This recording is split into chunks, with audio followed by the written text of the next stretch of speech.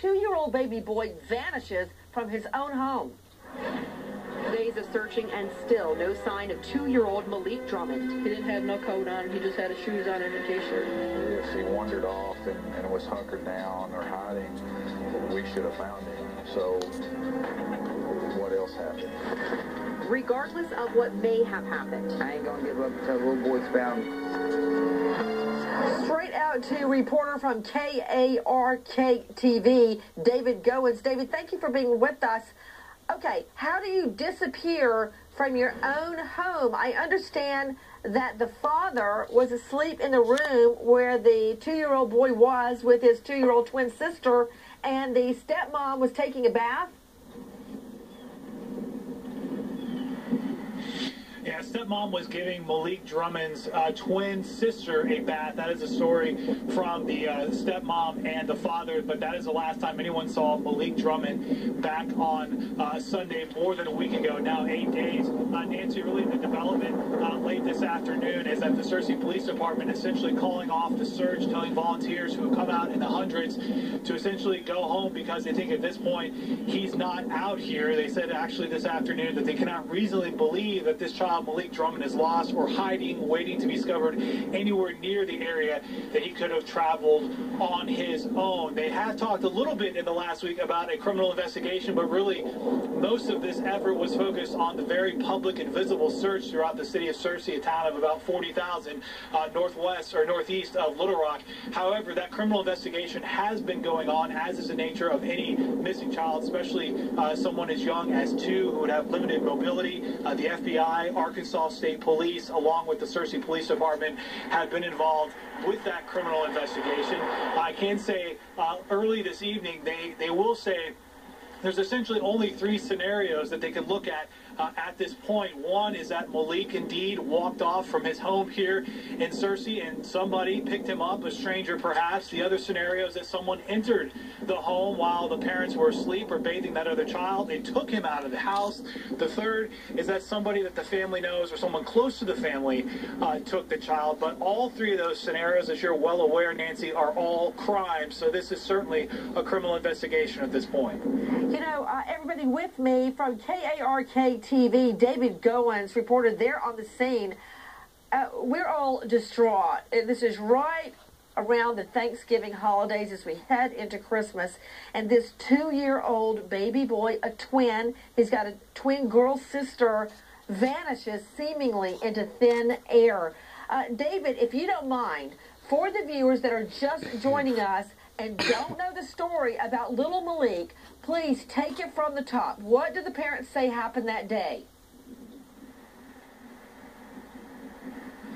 Essentially, Nancy, as we talked about, the girlfriend of the father was giving his twin sister a bath, and then the father was asleep in another room. Apparently, Malik was unattended in the living room. That is the last time that anyone saw Malik Drummond, was the living room of his home. Now, they believe perhaps he may have walked away, but there's no evidence to indicate that at this point. In fact, one of the things that makes this so tricky for the Searcy Police Department and investigators, there's not a whole lot of evidence of anything. Dogs have been involved in the scent trail, and they really didn't get very far from his home, places that Malik would have been anyway, a 2-year-old playing near his home. But since then, the search lasted for 8 days, extensively, right. Hundreds of volunteers, as you alluded to, throughout the Thanksgiving holiday weekend, not wasting any time to do that, but no sign of him at this point, and certainly a criminal investigation now.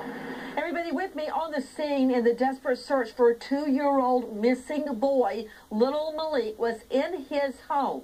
In his home with his mom, his stepmother, and his father. His father asleep, we understand, in the same room where Malik was. The stepmother was giving the twin sister a bath. There you see the home. Back to David Goins with KARK-TV. David, was there any forced entry in the home? No forced entry. There's no sign of a crime at all, Nancy. Let me clarify. His biological mother was not there at the time. Only 2 adults were there, the stepmom and the father. So I want to be clear about that. Again, no sign of forced entry and really no evidence of a crime, but given the lack of Malik's whereabouts, Searcy police believe the only conclusion of this case is a crime has been committed. They just don't know by who, and most importantly, where that little 2-year-old boy is tonight. Temperature on the day what was the temperature on the day that he disappeared? Was it day? Was it nighttime? And how cold was it outside? Near dusk, and as is the case in the fall, Nancy, in this part of the country, in the Mid-South, there's been a wild gradient of temperatures. We've had, upwards of mid-70s. Right now, we're in the mid-30s. We've had all of that over the last week. Certainly conditions that no one would want to be out for any extended period of time, much less a 2-year-old toddler not wearing shoes, only a brown pants and a blue shirt. Was there any evidence, Mr. Goins, that he got out of the home? Were the doors locked when the parents went looking for him? Were any of the windows open? I don't think a little child could open a window, but he could certainly get out of a door at age 2. Searcy police have not shared whether or not a window was open, whether or not the door was unlocked. That is unclear at this point as far as forced entry goes. And again, the speculation is from, essentially the stepmom saying, I had this 2-year-old, his twin sister in the bath. He was asleep, or his father was asleep, and he was in the living room. My only conclusion is that he got up and walked out the door. But there's just no evidence. The last time anyone saw Malik Drummond, he was in that living room on Sunday evening, 8 days ago. Okay, David Goins with me. Are you near the home right now? David, we actually are near the home, just about 20, 30 feet behind me, and we've actually talked with Malik's father this afternoon about the developments related to the fact that the search has stopped. He said, this is the first he's hearing of it.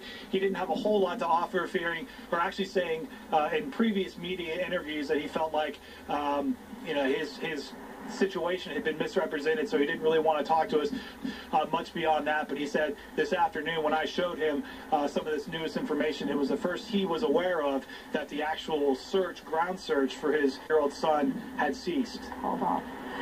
Let me ask you this, David. Liz, if you don't mind, could you show the picture of the home where the 2-year-old little boy goes missing? Now, if you take a look at the home, we see that the windows are very low down from the outside looking in. Is this a duplex? Are there 2 families living in the home, David? It is a duplex. It is a duplex, yes. Okay, so did the people living on the other side of the home hear anything? Nobody heard anything and nobody saw anything, Nancy. That's what we're dealing with right now is a lack of information, a lack of any sign, and we hate to use that word vanish because so often that's not the case. There's an explainable reason why someone is missing. But at this point, at least from police investigation, and again, the FBI and state police are assisting, that word has been used to describe Malik's disappearance. Short of anyone else coming forward with information to clarify his whereabouts or what have happened to him, that word vanish has certainly been spoken. Missing 2-year-old Arkansas boy who seemingly vanishes from his own home. Straight out to Grant Carey, host of Wake Up Call, KSMD. This isn't fitting together for me, Grant. Yeah, Nancy, as everyone's pretty much hashed and rehashed, this has been an almost 8-day search for this child, and it's really taken over this community here. Lots of volunteers coming out to help. And the announcement made this afternoon by Searcy Police in a press release that the search effort's been called off. That was right after they moved the command center for the search efforts from the church, which is close to Malik's home, over to the Central Fire Station, which is a few blocks south of his home, actually. And then they made the announcement this afternoon in a press conference, press release, I should say, that they're calling off the search. And the first time that they've used the actual term active criminal investigation. With me, Grant Carey, co-host of Wake Up Call, KSMD. Let me ask you this, Grant. Have the parents of the family taken polygraphs? I don't know if they have or not. That was something that came up in the last press conference, which was held the day before Thanksgiving. Right. Okay, what do we know about Zarrell? Have they taken polygraphs? Police have said that they have issued polygraph tests to family members. They won't say what the results are or who has gotten them, but the biological mother has told us, Nancy, that she was not given a polygraph test. Cheryl McCollum with us, polygraph analysis expert, director of Cold Case Investigative Research Institute. Cheryl, what's your analysis? They've got something, Nancy. Something is taking a turn for this case, and they're on a trail. There's no question about it. And the polygraph is such an excellent tool when it comes to the stepmother or father. Those findings have put them on the right track, there's no doubt. Where is a 2-year-old little Arkansas boy who disappears from his own home? Cheryl McCollum is the director of the Cold Case Investigative Research Institute. Cheryl, as you were saying when we went to break, what do you mean they've got something? In other words, something has put them on the track that this is no longer a search and rescue mission. It's a criminal investigation. So let's say, for example, in one of the polygraphs, someone showed deception or someone showed knowledge of where the child might be or that harm was done to the child. They're going to stick with that. They're not going to move from that. You're going to start to see them bring in cadaver dogs.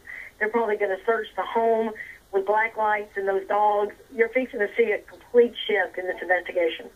Grant Carey, co-host of Wake Up Call, KSMD. I know you heard Cheryl McCollum just then, her specialty, cold case investigations. Grant, what do you make of it? The neighbors, and it's a duplex, didn't hear anything, and we have a conflicting story. We were told that the stepmother was taking a bath, and when she came out of the bath, asked, "Where's Malik?" The little twin sister, the 2-year-old, points to the door. What's your understanding, Grant Carey? Well, initially it was said that she was giving the other child a bath. Then it was said that the other child was in the room alone with Malik, and when she came out, she asked, "Where did he go?" So there's been a little bit of conflict there. That's one of the problems that police have been dealing with. They've been investigating the criminal aspect of this since the beginning. FBI, state police. This is what I know, Grant Carey, is I want this baby back home. I remember my children, basically helpless, boy-girl twin at age 2. I want to bring Malik Drummond home. Tip line, everyone, 501-268-3531. Let's remember American hero, Army Staff Sergeant Shane Cooley, 25, Wayne, Nebraska.